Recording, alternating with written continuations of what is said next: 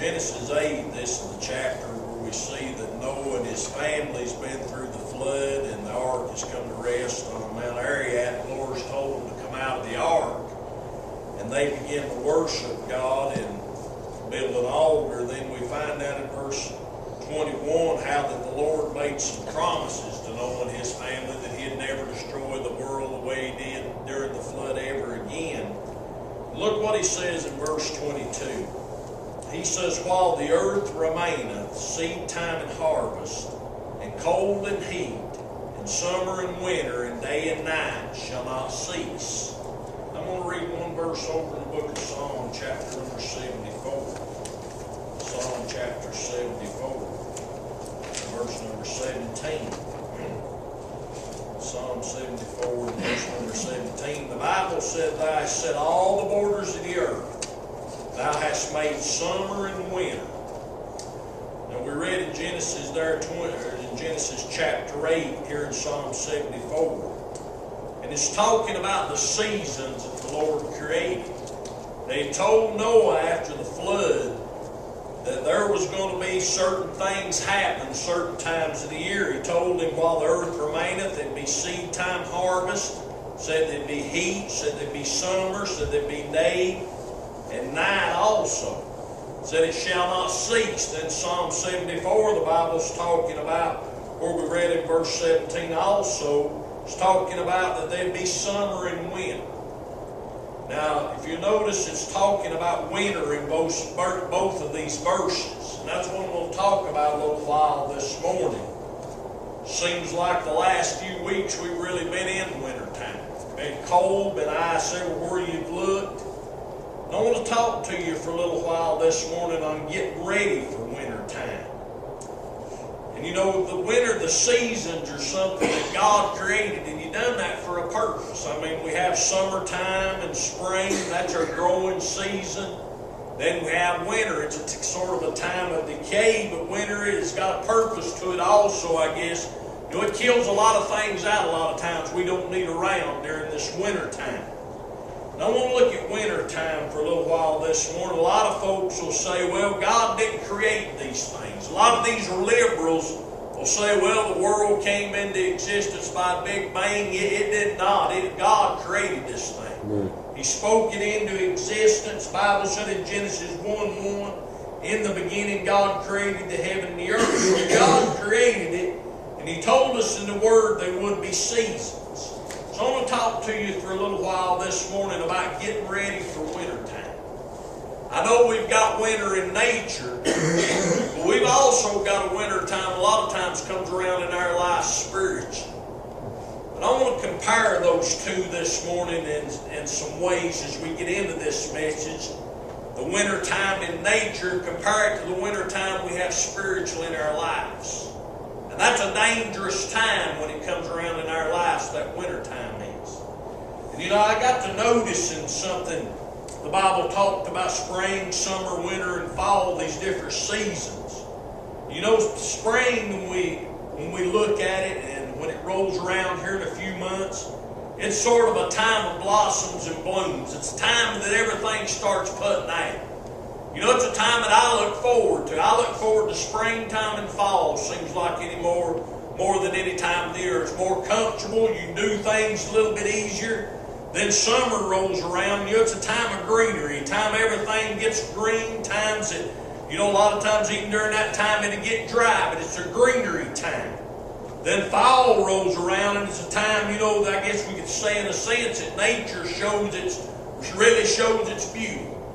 I mean, when things begin to change, the leaves, the different colors we see, you'll see the beauty during the fall. Then when winter time sets in, it's a time of barrenness. The grass don't grow, it turns green. The leaves are fade away, they become barren.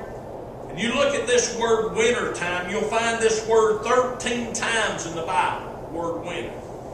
And if you look the word winter up in the dictionary, it says winter is the cold months, December, January, and February. And it also says it's a period of decline, a final period of life, decay, and adversity. But you know, winter's something we're going to have to watch for every year. It's coming.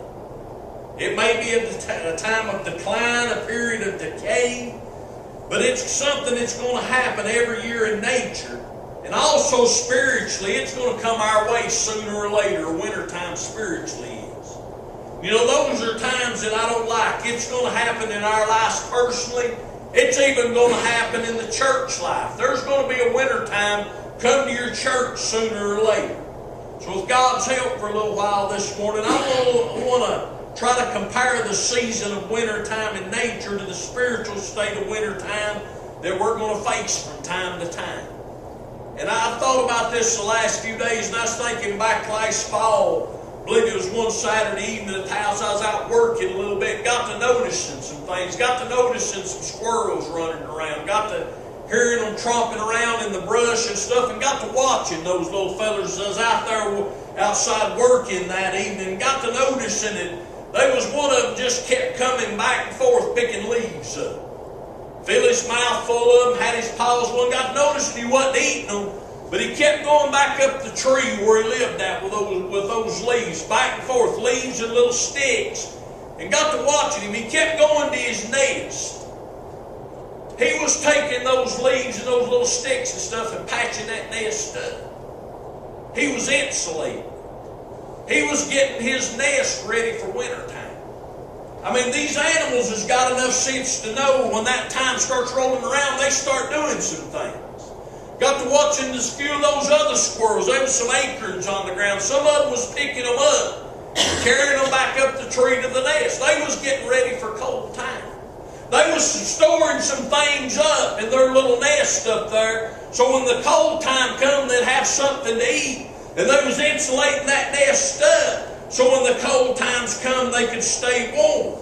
You know, I got to thinking, if these animals has got enough sense to prepare for wintertime, surely God's people ought to have enough sense to prepare when wintertime comes. I mean, we ought to be preparing. There's going to be a wintertime hit our life spiritually. There may be a time happen to you sooner or later. You're not even going to know what to say when you pray.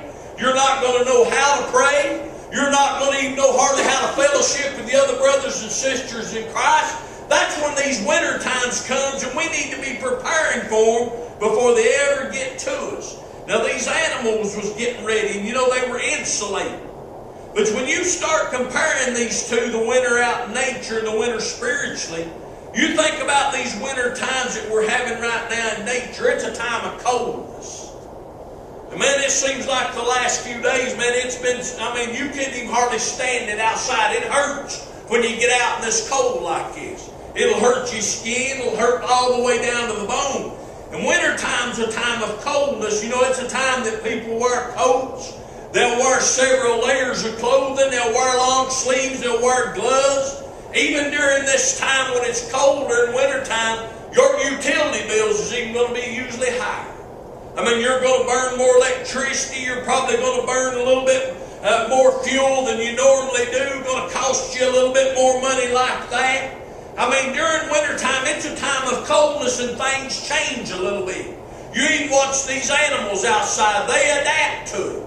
Their fur will even change from one season to the next. During the winter, seems like they'll have a heavier coat. I mean, you think about it. God knew what He was doing when He created this thing. We'll wonder a lot of times, we'll pass these animals out in the fields, wonder how they're handling the cold the way they are. God made them to be able to handle certain things that we can't handle. I mean, they adapt to it. Now, wintertime is really a time of coldness. And you know, we're going to have cold times spiritually. The Bible tells us we're going to. You look in the book of Matthew chapter 24 and verse number 12. The Bible said, and because iniquity shall abound, the love of many shall wax cold. You know, it amazes me how easily people get cold on God a lot of times, though. They let their hearts get cold. Now notice the Bible said in Matthew 24:12, and because iniquity shall abound, the love of many shall wax cold. You know, people will usually blame getting cold on somebody else. You ever notice that? They'll want to blame it on their family. They'll want to blame it on their preacher. They'll want to blame it on somebody close to them. But if we get cold on God, it's our fault. It's nobody else's. Now, I want you to notice here in the book of Matthew, just a minute where we read, you ought to ask yourself a serious question this morning. Are you cold on God? Here in Matthew chapter 24 where we read, it's speaking in context of Jesus' coming right before the tribulation period. Now in Matthew 24:12, the Bible's talking about iniquity. You know, this iniquity, the Bible said, is going to abound in context with His coming. So we're wondering why that things are cold the way they are spiritually in this world. The Lord's getting ready to come. And He said the iniquity was going to abound before He come. He said it's going to get colder and colder. The Bible said the love of many shall wax cold. Now, He didn't say it might wax cold. He said it's definitely going to get cold before Jesus comes back. The Bible said there in verse 12, the love of many shall wax cold. So it's going to get cold before Jesus comes. Now, I believe it's going to get cold spiritually before He comes back. I don't believe we've seen anything yet. I believe we're going to see a lot more wickedness than what we're already seeing. You know, I'd love to see a worldwide revival. I'd love to see a county-wide revival, a statewide revival. But I'm not sure we're ever going to see that. Because the Bible said it's going to wax colder and colder before Jesus comes. I'd love to see a revival, man, that would shut down the bars, shut down the abortion clinics. Right. I'd like to see a revival, man, that would shut down the ABC stores that's been open right in our face the last few years. I'd like to see a revival, man, that would do something to our communities or do something to our school systems. I believe we're going to see some revival maybe in a local church here and there. We're going to see some revival individually. But man, I don't know if we're ever going to see a national revival again. The Bible said it's going to wax colder and colder before Jesus comes. Now you think about how cold it's been the last few days. You ever thought about this body, our human body? Man, when it gets cold, it don't work properly. It don't work like it should when it's warm. And you know, you get outside and stay cold long enough, there's something called hypothermia will set in. And when that happens, man, you think about it, your lungs is not going to work right, your heart's not going to beat right. And if you stay that way long enough, you're going to die. I mean, there's something simply going to happen to you. Your body's going to quit working, your heart's going to quit beating, and you're going to simply die. You know, if you stay cold long enough spiritually, you better be careful, you may die spiritually. I'm afraid we got a lot of folks in the day and time we're living in. They've been saved, they live for God, they done a lot of good things, then all of a sudden they quit, they're spiritually dead. I mean, man, you can get cold on God. You can get to the place you can't even feel it. You can get to the place when we sing these good gospel songs, you don't feel anything anymore. You can get to the place when you hear the teaching and the preaching, you don't feel anything if you ain't real careful. That's because we're getting spiritually cold in the day and time we're living in. And you say, what brings this spiritual coldness? The Bible said in Matthew 24:12, and because iniquity shall abound. You say, well, what's iniquity? That's simply sin is what it's talking about. And iniquity and sin will bring coldness into this world. The Bible said it would abound, and that means to increase or multiply. Let me say, sin's not going to lessen. I mean, it's going to simply increase as long as we're into this world. Now, you look at the United States right now. I believe sin's increased so much, we've got accustomed to it. You know, we've got used to sin. It don't bother us much anymore. We can sit right down beside it, and it don't bother us one bit. We can go in somewhere where they're serving alcohol, sit right down beside it. It don't bother us. We've got accustomed to it. Man, we can listen to them talk about this abortion crowd on TV. I don't know if you realize that they've been more babies murdered. I mean, since this abortion thing started, more of them murdered than there ever have been men and women killed in all the wars put together that we've been in. I mean, that's nothing but first-degree murder. How can a doctor go in somewhere and stick a needle inside of a little old baby's head and almost ready to be born, about 8 months old? They have heard stories. They say they'll scream and they'll cry and suck their brain out. Man, how can these doctors and nurses live with themselves doing something like that? Just over $1. I mean, it's nothing but murder. You imagine all these babies that are already in heaven. I mean, we've got accustomed to these things. Things are grown colder. I mean, some of you in here are older than me. How could you have thought when you was growing up they'd ever be doing things like that? And my children, I mean, they've been born into this. They don't know how it was before a lot of these things ever started taking place. Man, we're growing accustomed more and more every day to iniquity.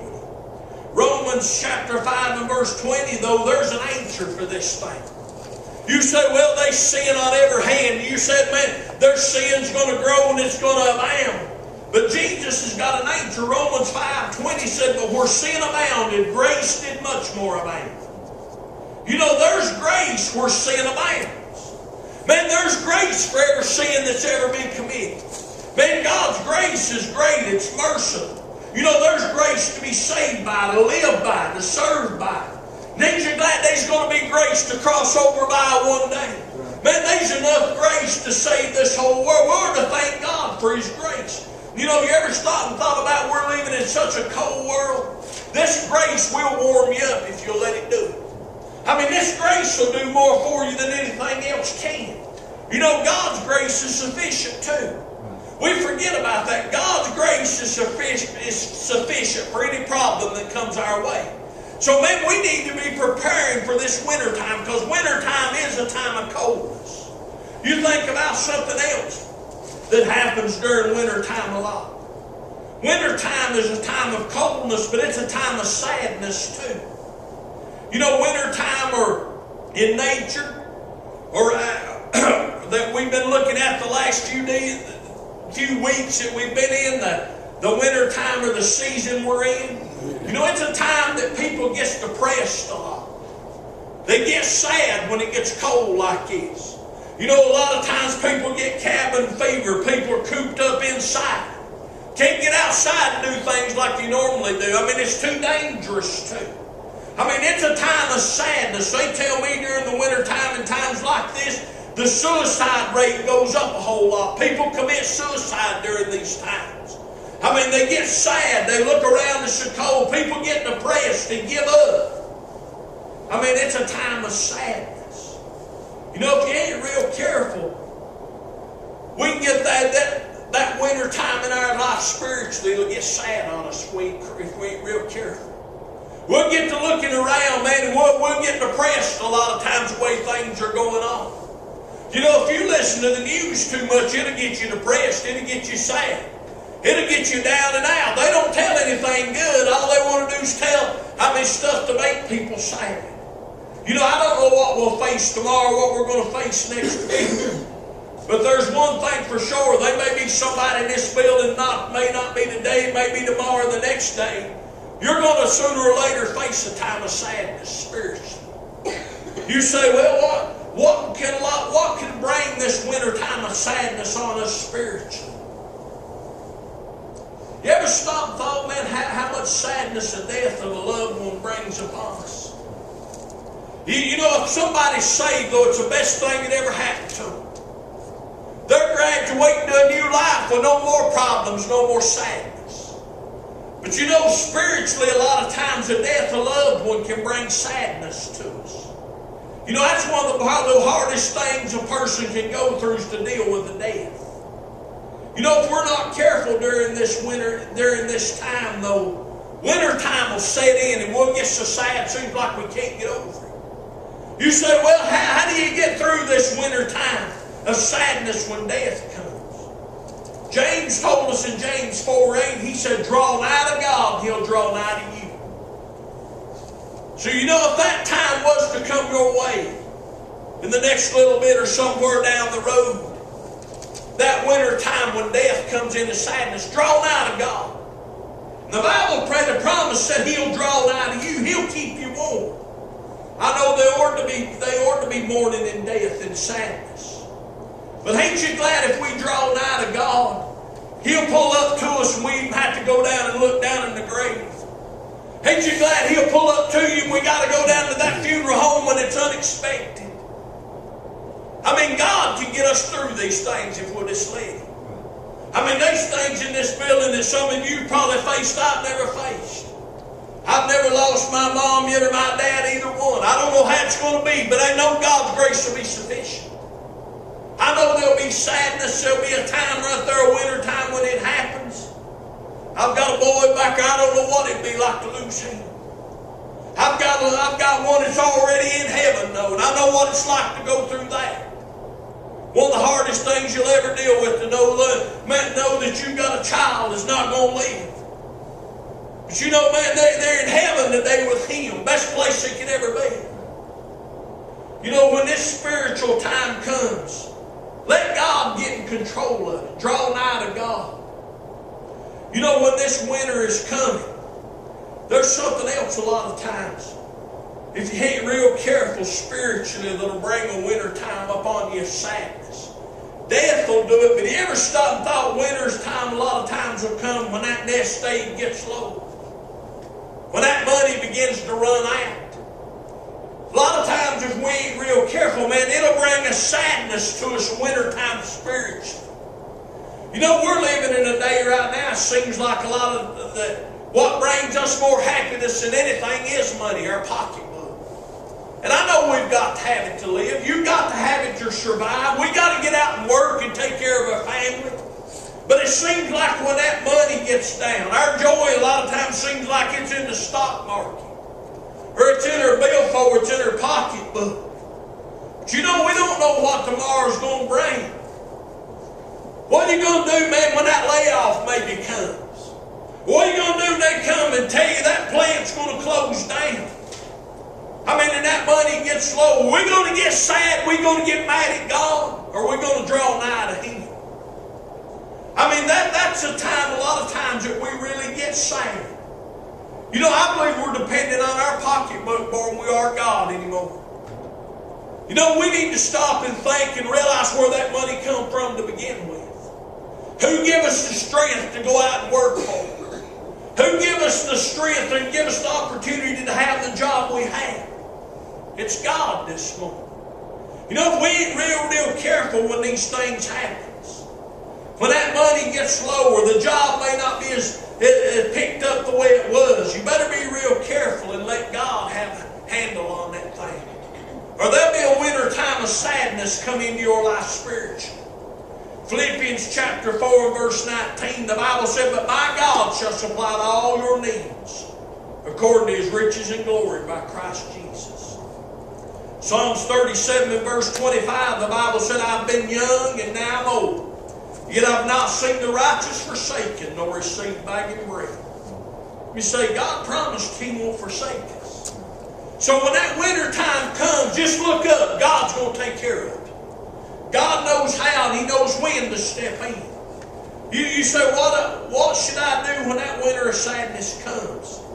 You know, Paul will give us some good things over in Philippians 4:8 to do. Paul said this, don't think of the things that make you sad. Philippians 4:8, Paul said, whatsoever things are lovely, whatsoever things are good report. He said to think on those things. You know, when we get this winter time spiritually, and it gets cold and we go to thinking on all these bad things, it ain't going to help us one bit. We need to think about the good things that God's done for us. I mean, David even said over in Psalms 122 and verse 1, said, "I was glad when they said unto me, let us go into the house of the Lord." You know, in order to cheer us up to think about going to God's house, being able to fellowship with God's people, your brothers and sisters in Christ. I mean, David even said in Psalms 9 and verse 2, said, "I will be glad and rejoice in them." You know, he said to think on the good things. You know, knowing the Lord or to make me and you glad. Just knowing we're saved. Knowing we don't have to go to hell. You know, seeing we've got a bright future or to make us glad. You know, we don't have to be sad. We've already won this thing. You go over in the book of Revelation, man, look around a little bit. We've done one. I mean, John already seen us there. I mean, he's done told us our future. Man, we don't need to be sad. Man, we ought to be happy people. But I'm just trying to help you a little bit this morning, show you wintertime's a time of coldness. And it can be a time of sadness too if we ain't real careful. And look, something else about winter. You know, winter's a time of hardness. You know, it's a time when water freezes. I mean, we've seen a lot of that the last couple of weeks. Man, they've been more ice hanging around than I've seen in a long time. Seems like the last few weeks. You know, it's a time water gets hard, it freezes. You don't see that in the summertime, and roads freezes, the sidewalks freezes, pipes will freeze up and bust. You know, water freezes. You know, it's a winter season. And you know, that's a dangerous time. I mean, it's not good like Sunday evening. Man, it ain't got about as slick as quick over at the house that I've seen in a long time like Sunday evening. I guess we was sitting at the house, looked out the window, and I thought I better run to the grocery store real quick before it gets bad. Man, I got caught right in the middle of it. Like not got back to the house. I mean, there's ice just as quick hitting that road, freezing all over the car. Back when I was younger, I didn't care back then I didn't care to get out in that stuff like that for summer. I like to get out and play in it. But anymore, I don't want nothing to do with it, that ice. That ice, nobody can do nothing with that. But man, you think about this time of year, man, the roads freezes up. It's a dangerous time. And if you ain't real careful in our lives spiritually, it can be a time we get hard also.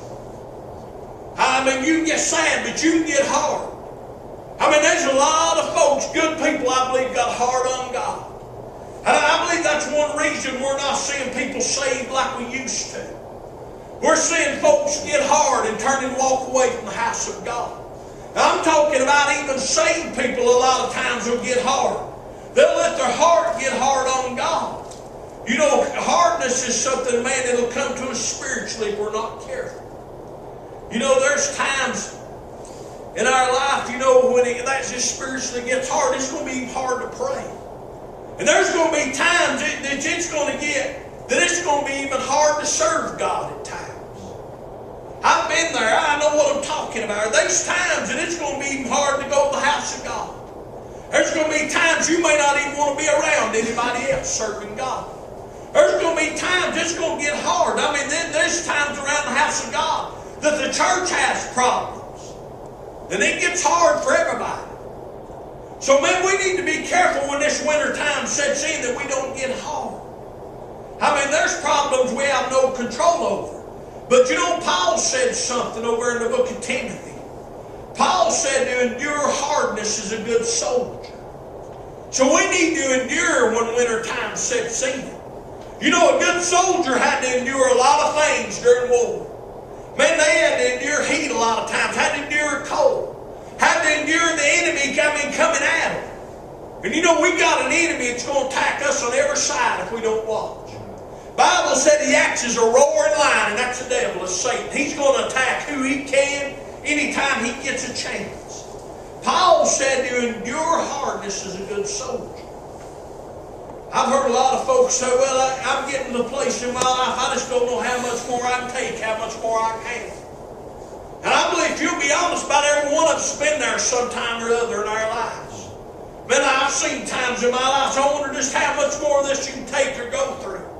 And I've seen people going through things before, I don't know how they got through. But they get through it a lot of times and they're able to help somebody else when they go through that. But you know, God said there's an escape route in this thing. No matter how hard it gets, no matter how much winter time we have, 1 Corinthians 10:13, the Bible said there hath no temptation taken you, but as such as common to man.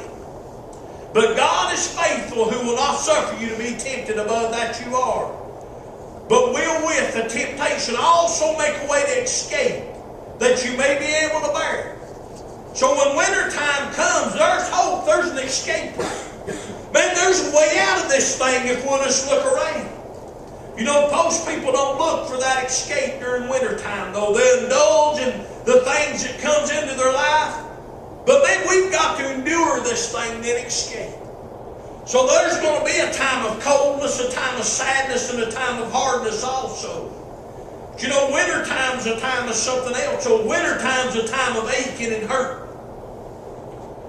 I mean, I'm 48 years old now, and I'm getting to start to see a little bit of this. When winter time comes, you begin to hurt.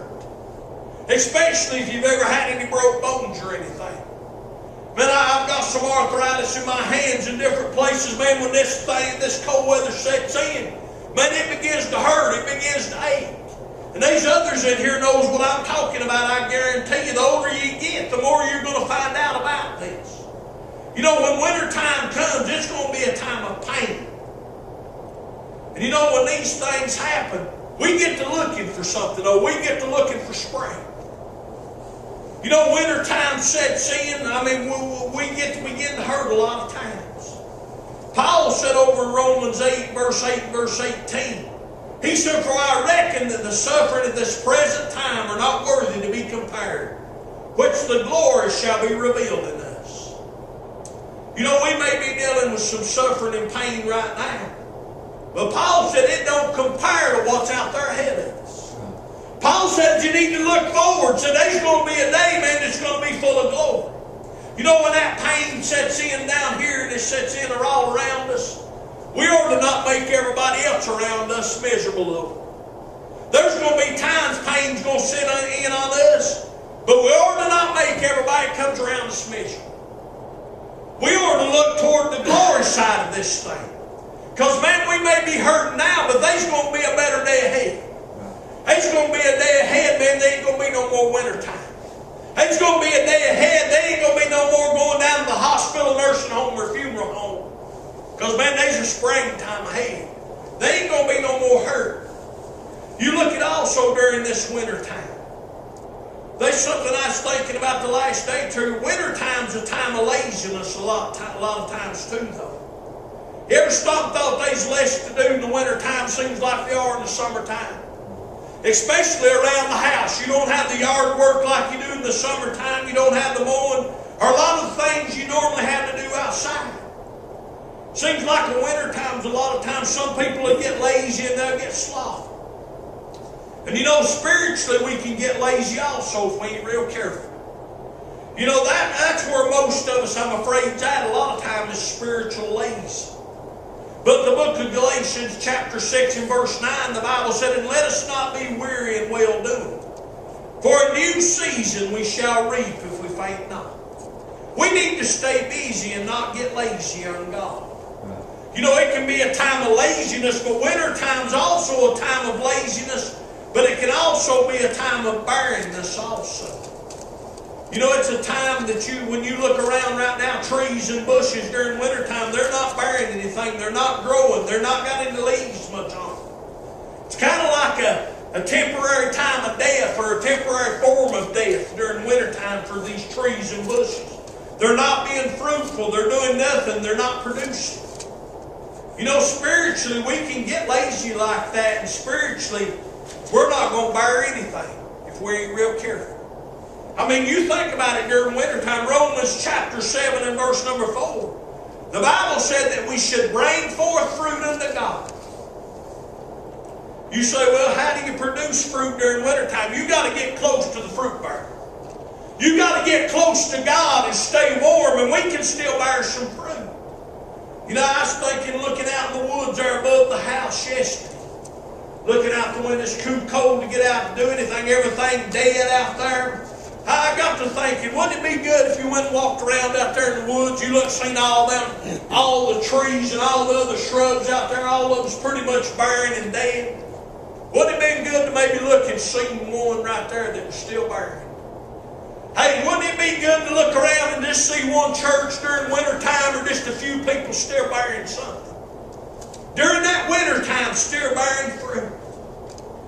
You know, we ought to say, well, a lot of folks will say, well, everybody's that way during wintertime. It don't have to be that way. You know, wintertime, there's one other thing here, a couple more things I'll give you and I'll be done. Wintertime's ought to be a time of eagerness also. You know, back a few weeks ago when it started this snowing and things like that, people was a lot of times eager. They want to see that to begin with. I know my children, the first slate, man, they get eager. They want to get out and ride them sleds, ride them inner tubes. They want to get out and snowball fight. They want to build a snowman.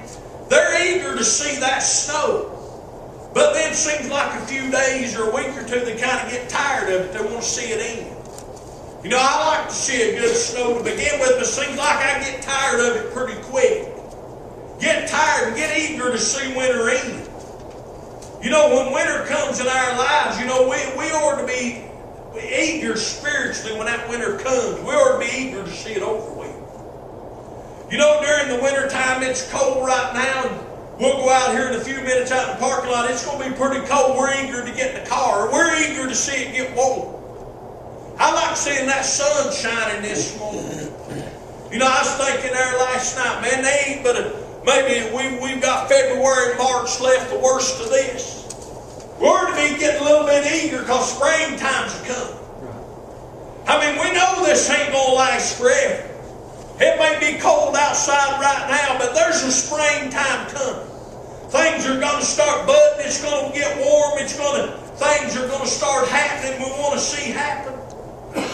Let me ask you, you may be in a place in your life in wintertime spiritually. You ought to be eager to get out of that thing.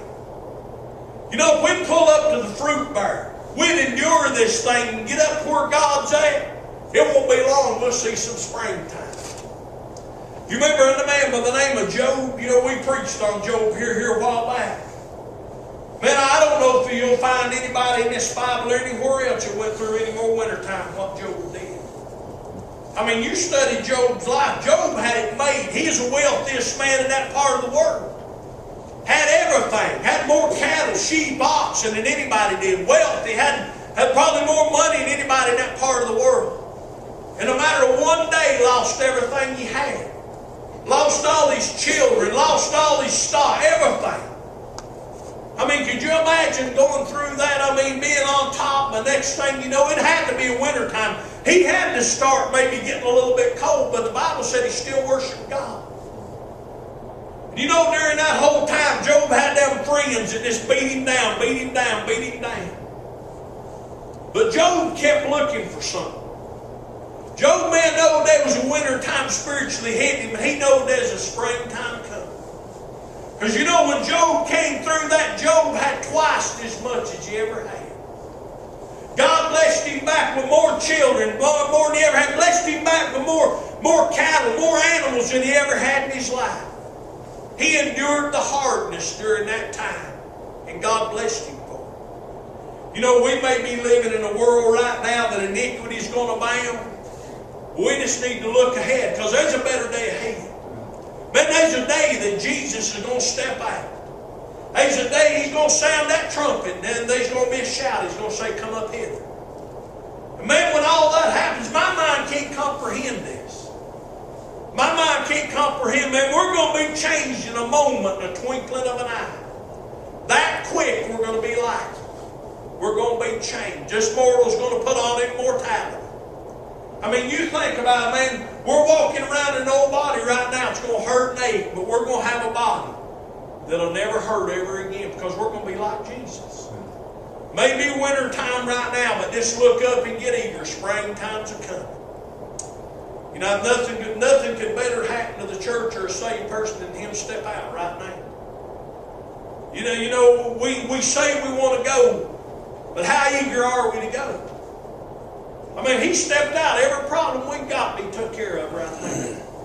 Because, man, when the King of Kings comes and the Prince of Peace comes, there's going to be peace. Man, we need to be a praying and looking for him to come. It's been good to be in his house today. Won't you stand to your feet?